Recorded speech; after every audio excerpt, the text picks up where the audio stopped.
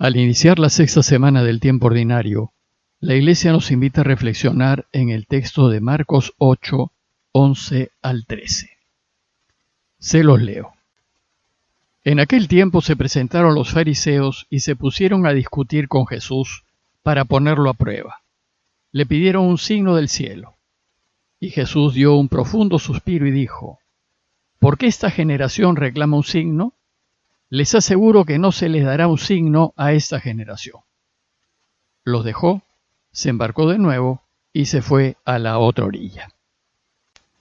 La quinta semana del tiempo ordinario la concluimos con el relato de la segunda multiplicación de los panes, según Marcos. Y vimos que el contexto de esta segunda multiplicación fue territorio no judío. Jesús estaba preocupado, pues la gente lo había seguido durante 3 días y no tenía que comer. Y el problema lo resolvió con 7 panes y unos peces.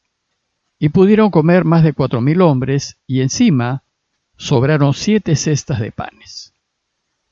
Esta segunda multiplicación de los panes concluyó diciéndonos que Jesús los despidió, y subió enseguida a la barca con sus discípulos y se fue hacia la región de Dalmanuta, es decir, volvió al territorio de Israel. Y así como sucedió luego de la primera multiplicación, ahora también Marcos nos narra una travesía en el mar. Subió a la barca, pero esta vez sin viento contrario, aunque como veremos con algunas tensiones con los fariseos. Y es así como empieza el relato de hoy. Al llegar a la región de Dalmanuta, ya en territorio judío, se presentaron los fariseos y comenzaron a discutir con Jesús. No bien desembarca, hay un desencuentro con los fariseos de Dalmanuta. Ellos buscan a Jesús para discutir con él, aclararlo y ponerlo en su lugar. Quieren ponerlo a prueba, es decir, tienen intenciones de tenderle una trampa.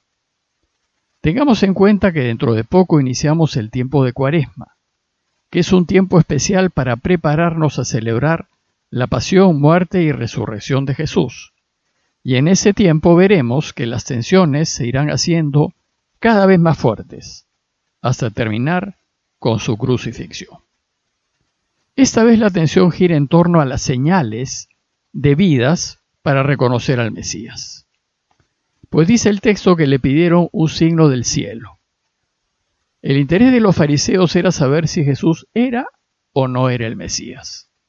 Pues por siglos los judíos habían vivido en espera del Mesías, y para ellos era sumamente importante saber si Jesús lo era, especialmente en esos tiempos tan complicados, pues hacía muchas décadas, unos 90 años, que los judíos se encontraban padeciendo los efectos de la invasión romana.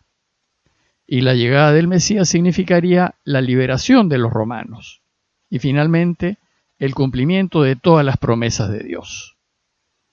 Pero resulta que las señales que hasta ahora ha mostrado Jesús no son las que esperan los fariseos ni el pueblo. Ni los exorcismos, ni las curaciones, ni siquiera el extraordinario signo de la multiplicación de los panes fueron suficientes para los fariseos. Es decir, Jesús no da las señales que se esperan del Mesías, y con lo que ha mostrado no podrá echar a los romanos de Israel. Por tanto, ahora le piden un signo del cielo, que venga de Dios mismo, algo visible, deslumbrante, gigantesco, jamás visto, que demuestre su poder y su fuerza, y demuestre que es invencible. Como el signo que mostró Moisés al abrir el mar, venciendo a los egipcios y permitiendo la liberación de Israel.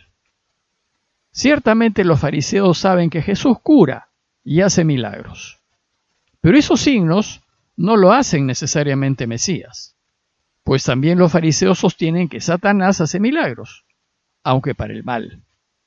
Por tanto, el Mesías que ellos esperaban debía ser un hombre poderoso, capaz de destruir a todos los enemigos de Israel.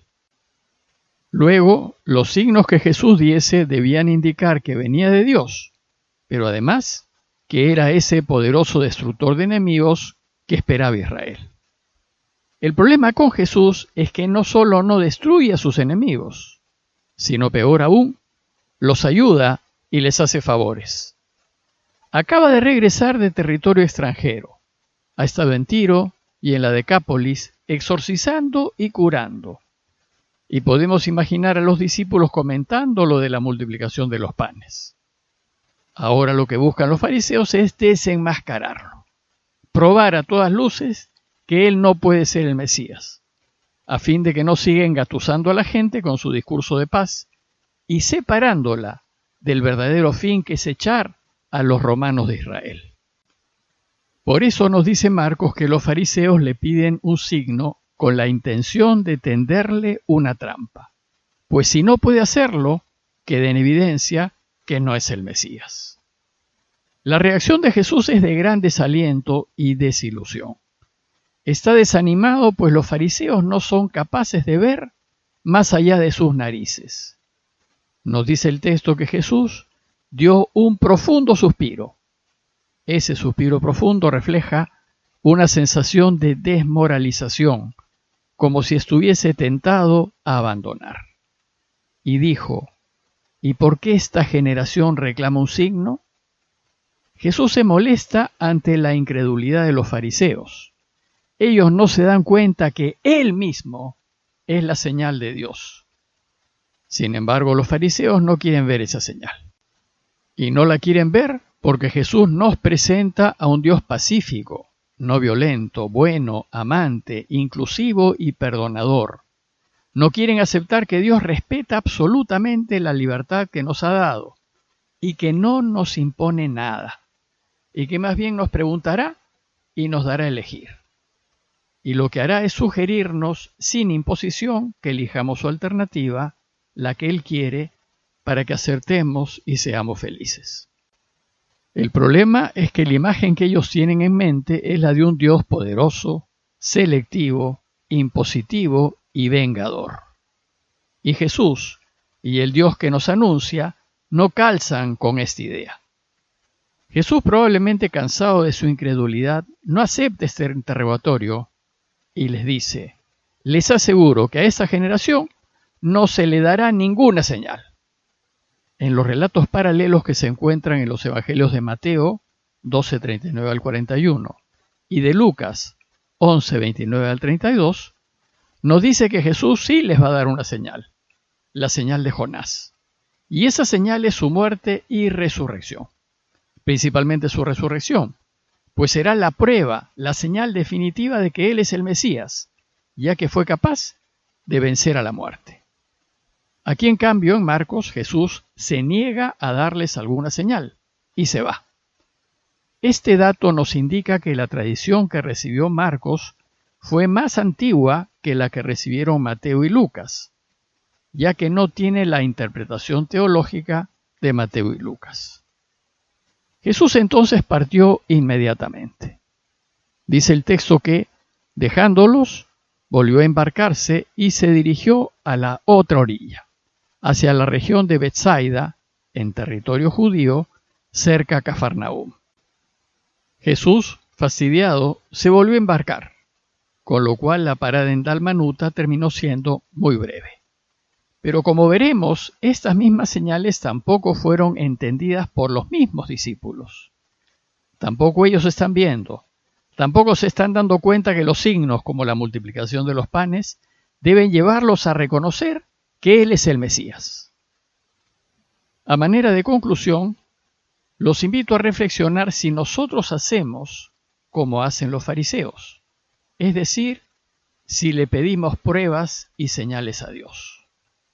Reflexionar en nuestra incapacidad para ver y para no darnos cuenta de las tantas señales de su poder insondable que diariamente nos da, como por ejemplo, solo el hecho de vivir y de ser mantenidos con vida. Y reflexionar que si somos de aquellos que le estamos pidiendo frecuentemente signos y pruebas a Dios, significa que no estamos muy convencidos de que nos quiere y de que se preocupa de nosotros, que no confiamos en Él y que no nos ponemos incondicionalmente en sus manos, que no estamos convencidos que Él es el Señor de la historia y que, con sus idas y venidas a causa de nuestra desconfianza, lleva finalmente todos los acontecimientos hacia Él. Pidámosle pues al Señor que nos dé su gracia para confiar incondicionalmente en Él, para que esperemos en Él y para que se sirva de nosotros cuando y como lo crea más conveniente. Parroquia de Fátima, Miraflores, Lima.